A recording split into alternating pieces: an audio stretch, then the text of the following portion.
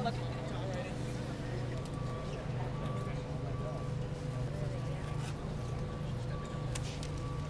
All right, let's do a little sound check. Harris, T-A-T, space L-O-P-E-S, space H-A-R-R-I-S. I am the Media Relations Director for San Jose State University. Is that going to work for everybody? Work for everyone? Okay. We're going to do a little housekeeping first. We have a lot of students, faculty, staff with us today, and we're hoping that we will be able to help answer some of the questions that our community has. And if you have additional questions, concerns, anything you would like to talk about after the news conference, please come forward, and I will help address those along with the other folks that are here today. So thanks for being here. Also, I'd like to thank members of the media for being very patient with us over the last 24, 48 hours. It's been a long few days. We've done our best to work with you folks, and really you guys have been great. You've made my job very easy. Thank you very much. Very soon after we complete the news conference today, I'm guessing the next logical step for reporters will be to fan out across our campus. And I'd like to let you know that our faculty, our staff, our students have had a little bit over an hour with the information we're about to provide. They've had a little bit over an hour with the information that we're going to provide. So please keep that in mind. Please approach people with a level of empathy that matches that situation. I'm also going to be very specific about one thing, and that's that we would like all reporters to stay outside of our buildings. Please stay outside of our buildings, even if you are invited indoors. Especially this applies to the business tower and the Picardo Business Center. So please stay outside of our business buildings today, even if you're invited indoors. Again, this is out of respect for the faculty, staff, and students who are receiving the news almost at the same time that you are. Same goes for our residence halls. If you're invited to the interior of our residence halls, please don't accept that invitation. And I'd appreciate any help you can give me on that today. I think that's all we got for housekeeping. Now, we've handed out the news release, and you have seen by now that we are naming the victims and the suspect. Just going to give you a little bit of a lay of the land of what our officers discovered when they arrived in our 10th Street garage on Tuesday night. Upon arriving, they found 2 victims inside a vehicle and a third person outside the vehicle. Multiple gunshot wounds. The 2 victims inside the vehicle died on the scene. The third person was rushed to Valley Medical Center, and he died there shortly thereafter. The 2 victims inside the car are the students named in the news release, and the third person is the husband of one of the students. We're also going to be able to disclose today that although the investigation is still underway, it appears, based on everything that we have right now, that the shooter was the husband in this situation, shot the victims, and then shot himself. Now, what do we know about the students? Well, we're learning about that this morning. The students were graduating seniors. They were business majors, both in accounting. So again, I think you begin to understand the sensitivity around our business buildings, and I really hope that we can all respect that today. Say a few more words about things that I think are on the minds of everyone who's here. We don't know a lot, and we may never know a lot about the series of events that led up to what happened in our garage on Tuesday night. But we do know that we're dealing with a little bit of domestic violence here, and going to continue to do all we can around that to support our faculty, staff, and students. It's always been a high priority for us here, and we will continue to make that a high priority. As I mentioned earlier, counseling, of course, will ramp up tremendously today. And as we all stand here getting the news,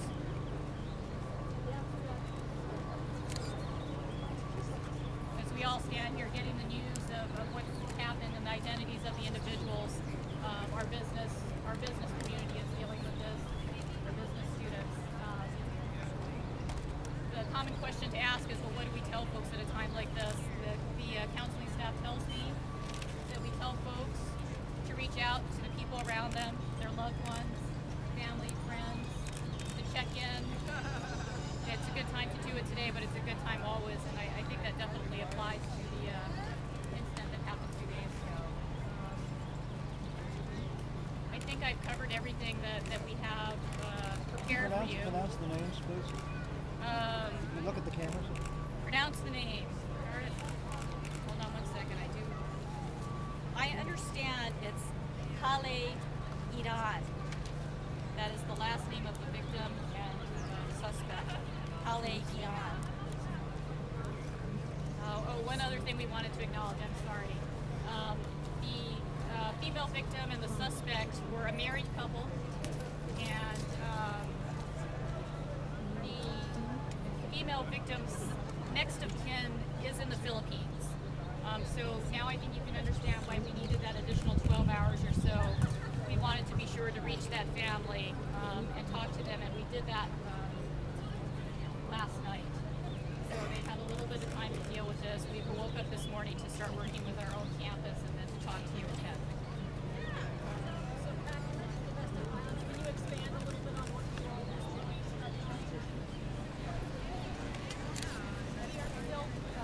Investigation is still underway, so we are still trying to determine questions around relationships, what happened, and frankly, I think the bottom line is that Maureen, we won't know. Everybody who knows for sure has passed away. We do know we have a married couple, and we do know we have another person, but they're a married couple, and clearly there's some. At the end of the day, there was some domestic violence, and we're going to need to address that as a community. Was there domestic violence before this happened? That's an excellent question. We have no official word or record of that.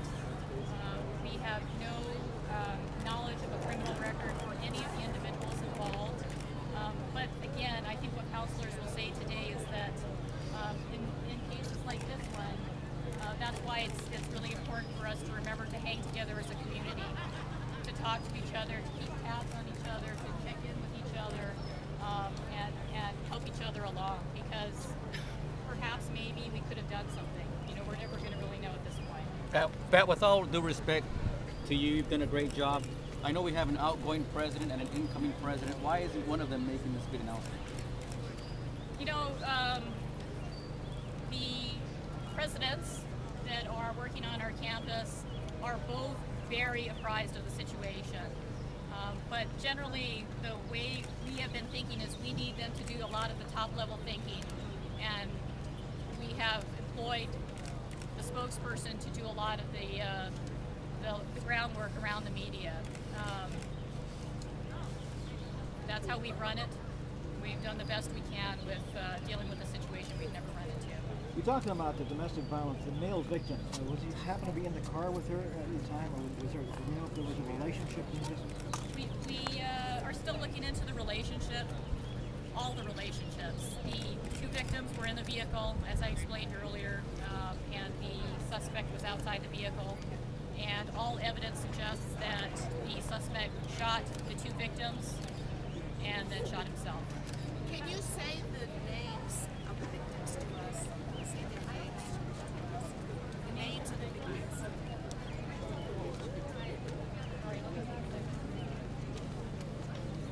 I believe it's Marguerite Charlie Paligiran. She was victim 1. Victim 2, Thomas Kyle Williams. And again, all this information is posted on the sjsu.edu, available from sjsu.edu. And the suspect, Napoleon Laverius Alagiran.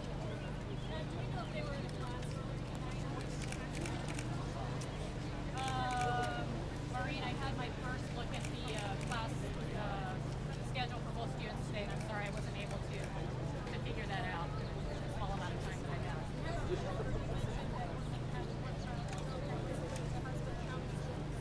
We believe there are no children. Again, we're still taking into that.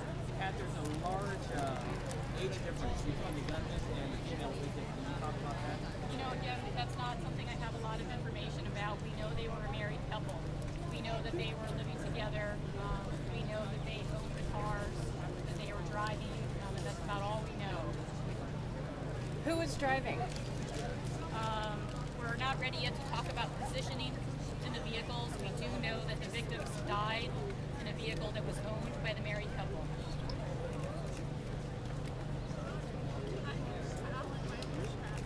Any other questions? Real quickly, you characterize the reaction of the families upon learning about this? No, I cannot characterize that at all. The first conversation was had with the coroner's office, and I'd like to be really clear about something today. I received an email this morning that disturbed me.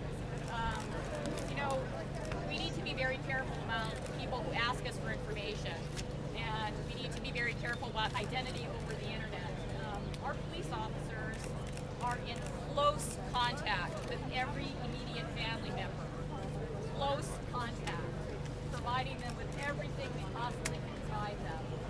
So, if you see someone who says they're an immediate family member and they're asking you for basic information, I urge you to be cautious about that, because we're in very close contact. We're doing the best we can, the most that we can to them.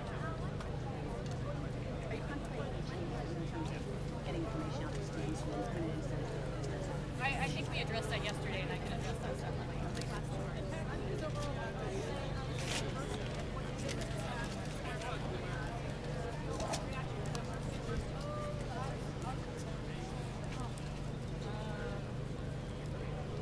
Well, I think that it's new, but we have done our best to work together as a team. The Public Affairs Office, of course, our police force has been working day and night on this with San Jose PD. There is a great feeling of sadness, I think, on this campus this morning. A great feeling of sadness to grapple with this, and a huge amount of concern for our students, our faculty, our staff. I can't underestimate that in the conversations that we've had in the 59 or so minutes leading up to this news conference. I'd like to ask about the alert SJSU emergency system. A lot of students I know who were taught regarding the alerts. I just wanted to ask how come there was a breakdown in the emergency alerts. I'd like to address that later. We talked about that extensively yesterday, so I can address that with you later. Again, we addressed that yesterday. I'm not going to comment on the exact location of security cameras across this campus. We all know that in the wake of Virginia Tech, security has increased tremendously at every college campus, and we do everything we can in that regard. Junior broadcaster. I do not know.